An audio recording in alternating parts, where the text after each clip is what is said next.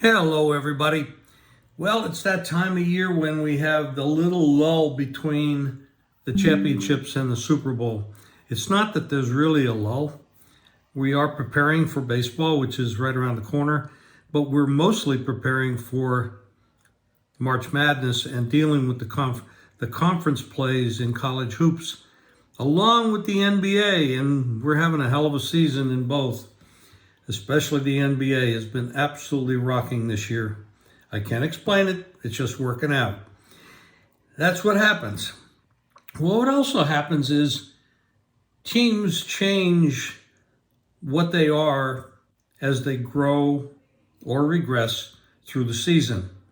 From the beginning of the year, I've said that I felt the Niners were the best team in football. Then along came Baltimore and they went out to San Francisco and beat the hell out of them.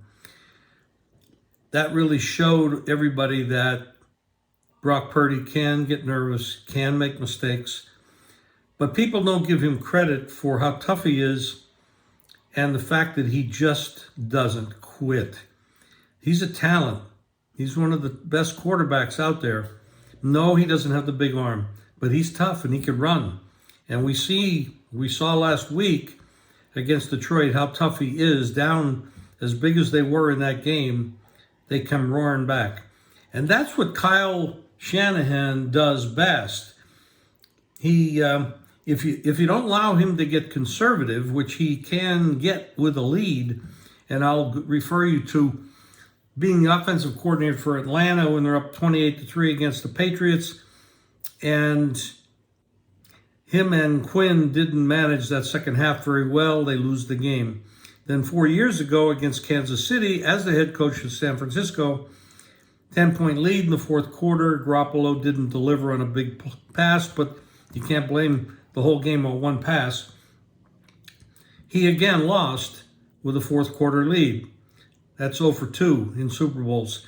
Now he's going up against Andy Reid, who has been around a long time, Philadelphia, now Kansas City. Mahomes, who is, I don't know, he's in a different league. The fact that he can deliver under so much pressure, and the fact that he's been in the league this often to the Super Bowl 4 times in 5 years, who does that?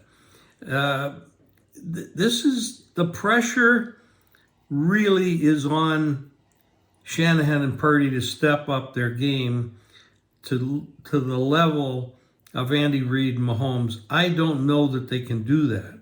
However, when it comes to rosters, you have to say the Niners have the best roster, especially on offense. They have a ton of talent everywhere. We all know the names, Debo. You know, that's just, everybody talks about that. Ayuk, Purdy's playing great.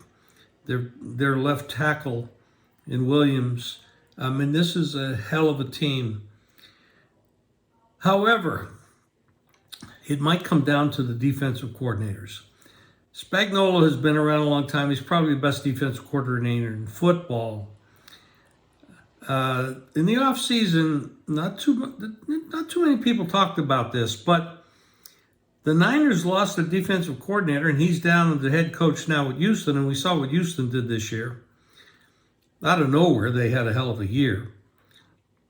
But Wilkes is now the defensive coordinator, and I'm not super impressed.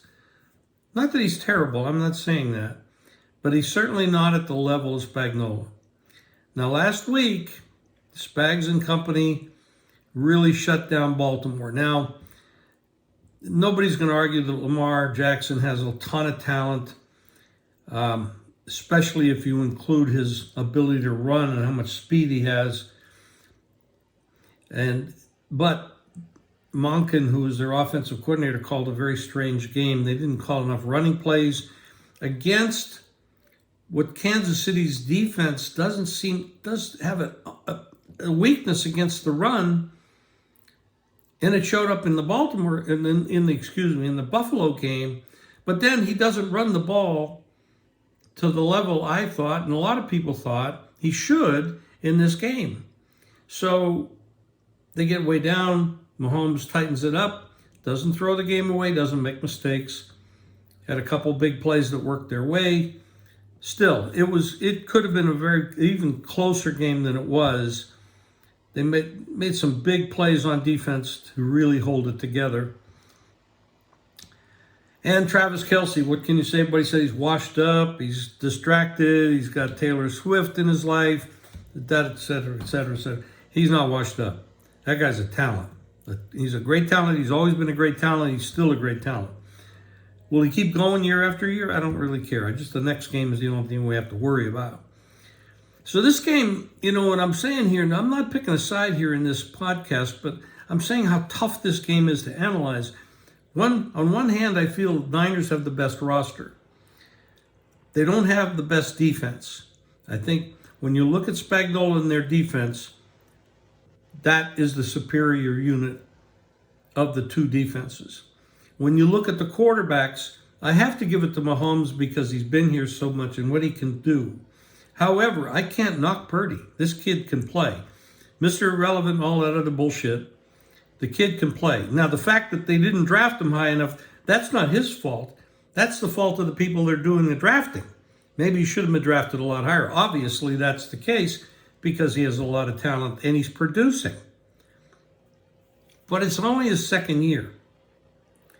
And when he had the big game last year against Philadelphia, he got hurt real early, so he never had a chance to prove himself. I personally think they'd have won that game if he'd have stayed healthy. This is one hell of a game, and the point spread's telling you a lot. It's an even game.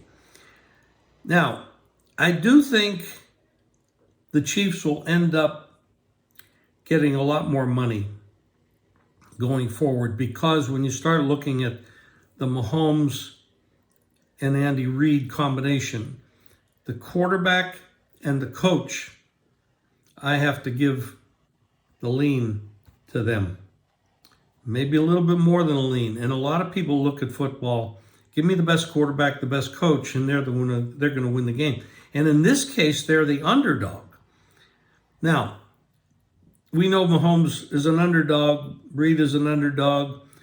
Reid has a great record as a head coach when he has a lot of time in between games, off bye weeks and stuff like that. So this is going to be a hell of a game here in Las Vegas. I'm not going to the game, but I'm sure going to watch it on TV. I'm really excited about it. I think the nation's excited about it. And, of course, Taylor Swift is bringing in a lot more fans, the highest rated games. I mean, anybody that's out there saying that Taylor Swift shouldn't be on TV, shouldn't be there, come on. It's about marketing. Not that the NFL's paying her. I don't know that that's true or not, but bringing in a lot more people around the world to watch football. And I like that because I want to have football hang around for the next 100 years. I wish I could stay here to watch those 100 years, but it is what it is.